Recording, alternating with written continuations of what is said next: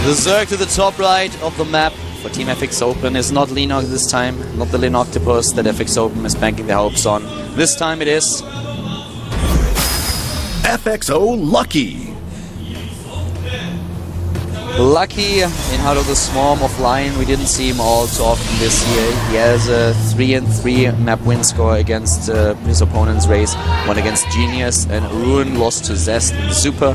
And now he is up against the Protoss player to the bottom left of the map, the Team Soul. Soul Trap. And Trap in this matchup, 25 maps played, won 19 of them. 76% win ratio, recently lost to Life and DRG. They took out opponents like Curious, Yu-Gi-Oh! Zero, Kangho, Revival, and Check. Yeah, pretty decent in this matchup, starting things off here with a gateway opening. Gateway first here, sends the probe across to block the hatchery, just a few seconds too late.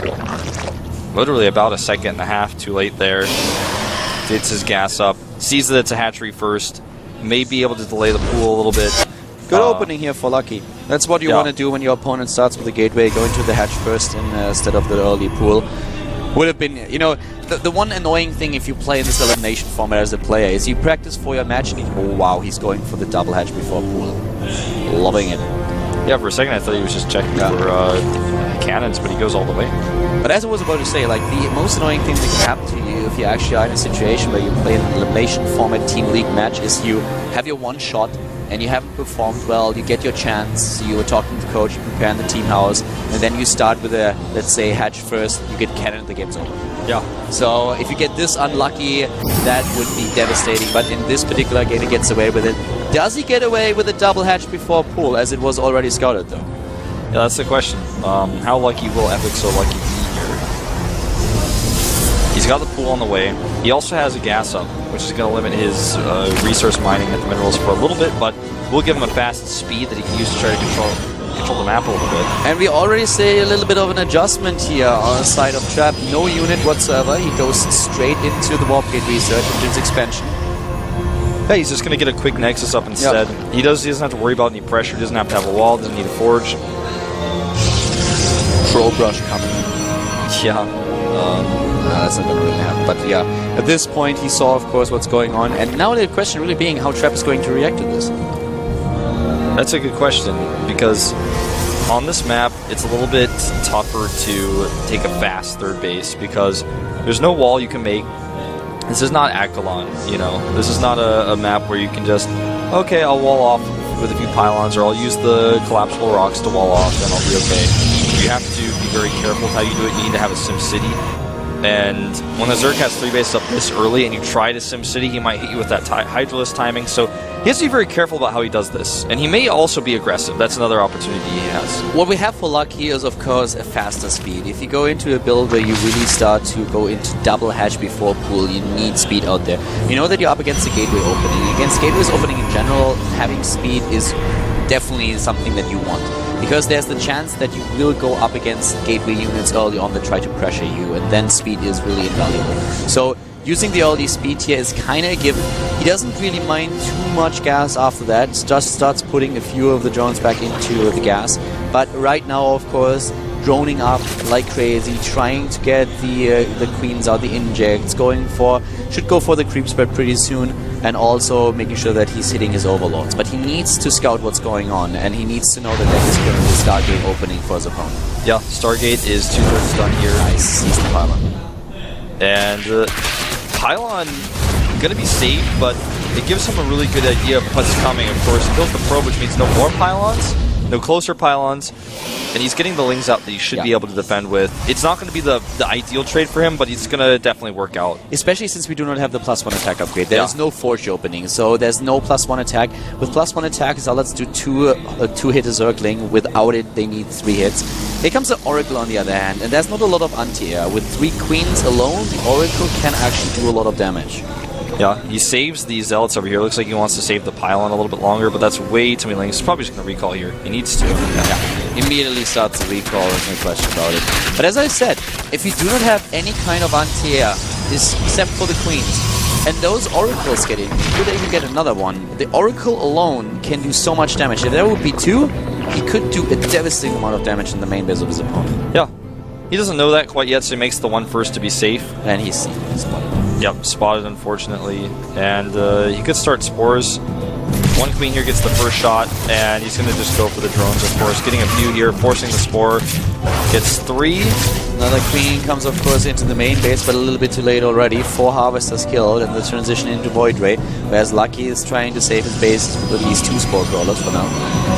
With the transition here into Void Ray, he's going to be able to take that third base relatively easily. He knows his opponent is Ling heavy, so he has to be careful for that. He has to account for that. He doesn't have a Forge either. The Lings are just streaming across the map and trying to find any kind of hidden pylons or probes. Another kill here on the drone, but this time the Spore Crawler is ready, and the Queen is also available to make sure that the Oracle doesn't get too many kills here. He's going to go for the Nexus. There's a lot of sentries here. At the very least, he may be able to eliminate the sentries. Let's see how much he gets done. Lings get the surround. Where are the force fields? He needs them. And I don't think he's going to save the Nexus. There's just way too many Lings here. Even with perfect force fields, he would have just killed the sentries. A couple of Zerglings lost here, but that's definitely a good trade for him. He delays the Nexus of his opponent once again, and at the same time also makes sure that he doesn't lose too many Zerglings. The force fields were good, but they definitely weren't perfect. Could have trapped a lot more there. But that was a good move, especially since he has so many units on the game. Might as well use them. Yeah. You're absolutely right. Third Nexus coming up here with for the second time, but at the same time, Lair is on its way. And we also have a second Stargate coming into play now. The first 2 Void Rays are already there. Third one is being built, and I think that's just going to continue as soon as the second Stargate is there.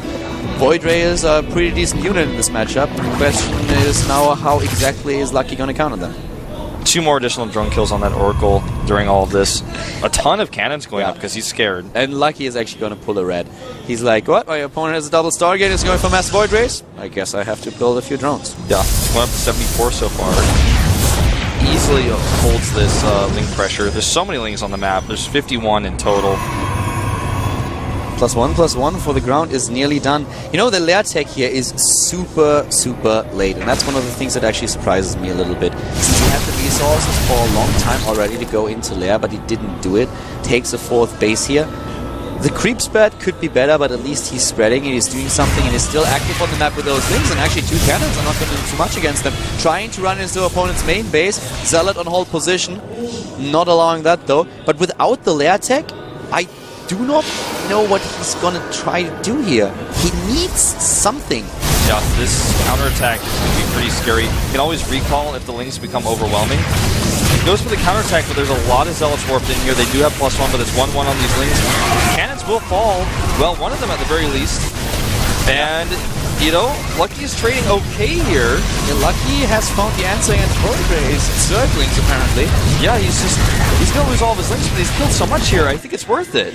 Well, here come the Void Rays, so this time they are the Queens. The Lings are moving in once again. The force fields are good, but there's a sick amount of Zerglings. The Queen is moving back. He's just barely able to save it and recall. Oh, wow. Apparently, Zerglings are pretty good as well. Zerglings and Queens. And Lucky is just playing like a crazy person here. That's the thing. He doesn't even have extra Queens. Yeah.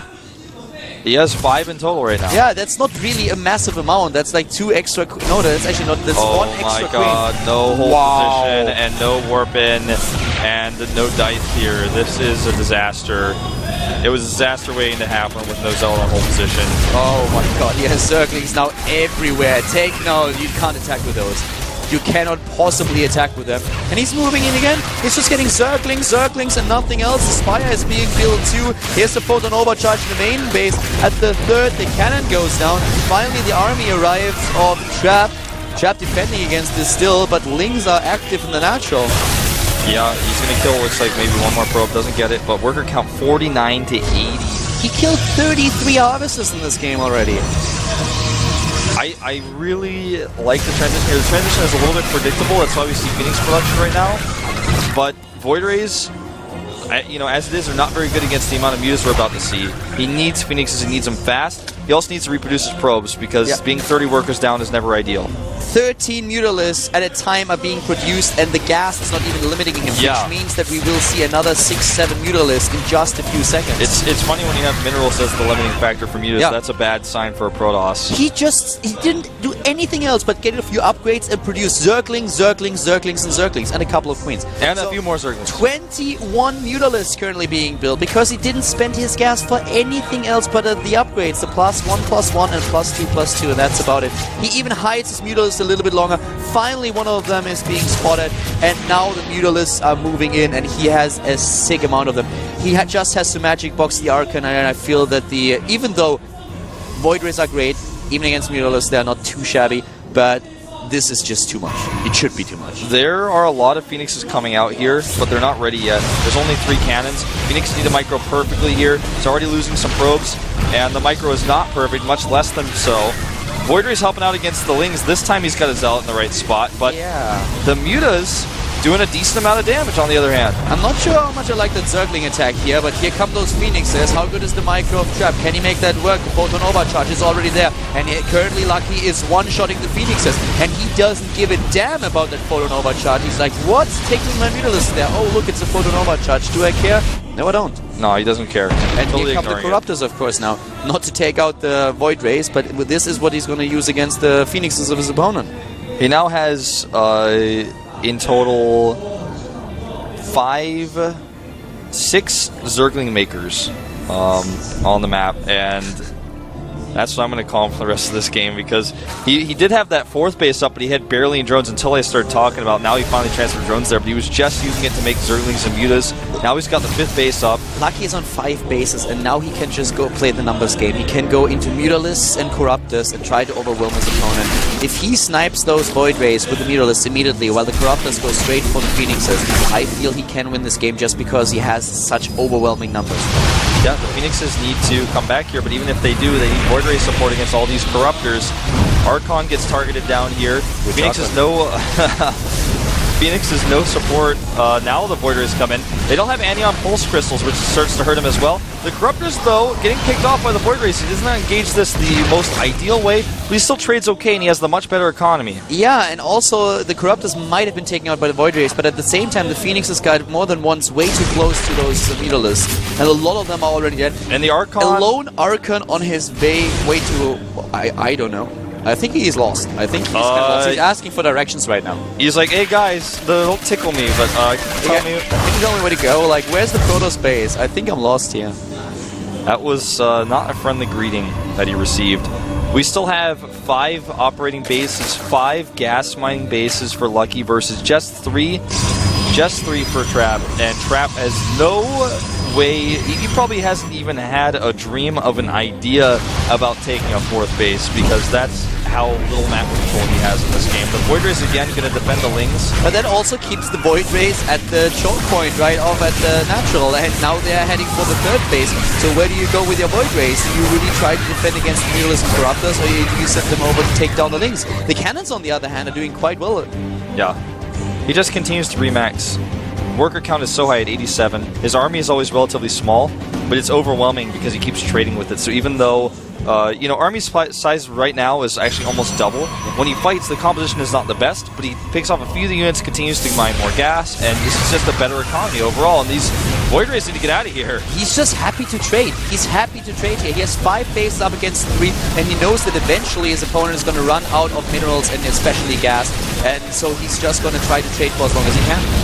He's moving in again, away from the Void Rays, trying to wait out the overcharge, and moving in right now with everything that he has. Yeah, he just looks like he may actually eliminate everything, even with the charge. It's gone now, and I think so are chances of Deer taking this. GG! Lucky! Wow, takes out Trap. Well done, and Choya is happy. This may be my favorite Team League match we've had this season. It's just always back and forth. Great player picks, crazy player picks. You know, Lucky coming out here. Most people not expecting him. Doing a cool build, a very unique style, very heavy on the Lings, abusing the map. That was really cool. I like that a lot.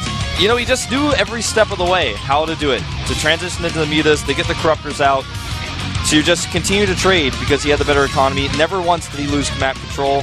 Zerglings in the early game, saving his gas, going up to 5 bases against 3 Mutalisks to overwhelm his opponent, Zerglings to always force him back to defend when he was trying to move out with the Void Rays, and then it's a numbers game that he just simply can't lose with these Micro, and that's what he had, and he is happy. Look at that, oh my god. Yeah, well played. I want to see now, is the answer going to be send Haiba out right now? I mean, it's the only player that they can send out here. So we're going to have a ZVZ as the next game. I don't think that Lucky cares if he wins or loses here. But Lucky coming out, like them being in a position where they already forced out the last player of their opposing team, at least gives them the chance to think about what happens if Lucky loses. Yeah.